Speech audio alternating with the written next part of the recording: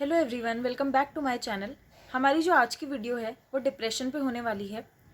तो देखो, सिम्टम्स क्या होते हैं डिप्रेशन के। हमें क्या होता है ना, लाइफ में किसी भी काम को करने का मन नहीं करता है। जिन चीज़ों को हम पहले एंजॉय करते थे उन चीज़ों में हमारा मन नहीं लगता है। फॉर एग्जांपल, फ्रेंड से बात करना, घूमना फिरना, मूवीज़ देखना, इनमें भी हमें कोई, इन सब को करने के बाद भी हमें कोई बूस्ट अप, खुशी नहीं महसूस होती है। कोई भी गोल है हमारा, वो भी हमें ना बूस्ट अप नहीं करता है आगे बढ़ने के लिए लाइफ में। हम चीज़ों को डीले करने लगते हैं। हम सोचते हैं यार कि मैं बस सोता रहूँ, मैं उठूँ ही ना, मैं कुछ काम ना करूँ। आप एक तरीके से ना, मतलब डल हो जाते हैं लाइफ में बहुत ज़्यादा।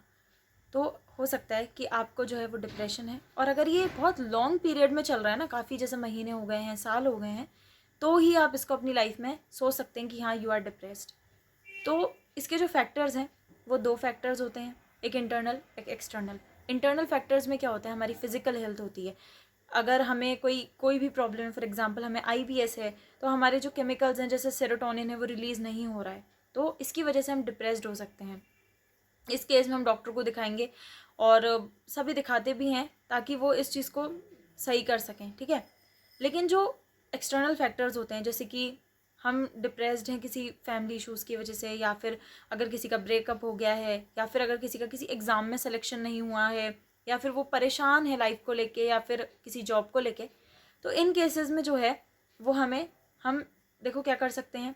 हम तीन चीज़ें इसमें कर सकते हैं। हम अपने फ्रेंड्स को या फिर अपनी जो फैमिली है उनसे इस बारे में बात कर सकते हैं कि यार ऐसा हो रहा है, मैं लाइफ में ऐसा फील कर रहा हूँ और मुझे कुछ समझ नहीं आ रहा है और मुझे लगता है कि आई एम डिप्रेस्ड। पर बहुत सारे लोग हैं फैमिली और फ्रेंड्स में जो कि आपकी बातें शायद ना समझें, क्योंकि इसे वही समझ सकता है जो इसके थ्रू गुजरा है लाइफ में। पर ऐसा नहीं कि कोई नहीं समझेगा, कोई ज़रूर हो सकता है ऐसा जो कि समझे भी इस चीज़ को। तो वो आप देखिए, क्या आपको घर में किसी से बात कर कर रिलैक्स फील हो रहा है? क्या उनकी बातें जो हैं वो आपको कहीं ना कहीं एक होप दे रही हैं कि सब सही हो जाएगा, या आपको कुछ गाइडेंस दे रही हैं? तब तो ठीक है। लेकिन अगर ऐसा नहीं हो रहा है तो आपको किसी काउंसलर से काउंसलिंग लेनी चाहिए, उनसे बात करनी चाहिए, उनके सेशंस लेने चाहिए, ताकि वो थोड़ा बहुत आपको गाइड करें। और हो सकता है कि उससे आपको कुछ ना कुछ ऐसा पॉइंट मिले कि आप सही हो जाएं, क्योंकि सेशंस बहुत लोग लेते हैं और उनको इससे फ़ायदा भी मिलता है। लेकिन मुझे ऐसा लगता है पर्सनली कि आपको जो मेडिसिन है ना वो नहीं लेनी चाहिए, क्योंकि सिर्फ बाहर की मेडिसिन से अपने अंदर केमिकल्स को इंड्यूस करना ये सही नहीं है, बिकॉज फिर आप उन पर डिपेंडेंट हो जाएंगे, ठीक है। फिर आप दवाई लेंगे तो आपके केमिकल्स जो हैं वो रिलीज होंगे, आप खुश होंगे, फिर दवाई बंद करेंगे तो वापस आप उसी स्टेट में जाएंगे। तो ये ना कीजिए। आप सेशंस लीजिए जहाँ पर इंटरैक्टिव सेशंस हो, बात हो, वो आप ले सकते हैं, बट आप मेडिसिन ना लीजिए। उसके अलावा जो है वो आप देखो, जो सबसे इम्पोर्टेंट एरिया है वो यही है जो मैं आपको अभी बताने जा रही हूँ। आपको मेडिटेशन करनी चाहिए। आप कर सकते हैं हार्टफुलनेस मेडिटेशन कर सकते हैं, आप सेवन चक्रा बैलेंसिंग मेडिटेशन कर सकते हैं, होपोनोमो मेडिटेशन कर सकते हैं। इतने सारे यूट्यूब चैनल्स हैं यहाँ पे जो कि आपको गाइड करेंगे मेडिटेशन करने के लिए। आपको ये करनी चाहिए। देखो, इनिशियली आप इसको ज़्यादा नहीं कर पाएंगे और मैं आपको रेकमेंड भी नहीं करूँगी इसको बहुत ज़्यादा करने के लिए। मेडिटेशन को इनिशियली आपको सिर्फ और सिर्फ अपने दिन भर में से सिर्फ 5 मिनट निकालने हैं, सिर्फ 5 मिनट, ठीक है। सिर्फ 5 मिनट आप मेडिटेशन कीजिए। कैसे भी करके अपने आप को सोचिए नहीं मुझे करनी है, बिकॉज ये इंपॉर्टेंट है और इसी के थ्रू मैं बाहर निकल सकता हूँ। तो आप ये कीजिए। योगा कीजिए। आपको 100% योगा से, पर कंटिन्यूसली करना है। ये नहीं कि कुछ दिन किया और कुछ दिन छोड़ दिया, फिर नहीं हो सकता है।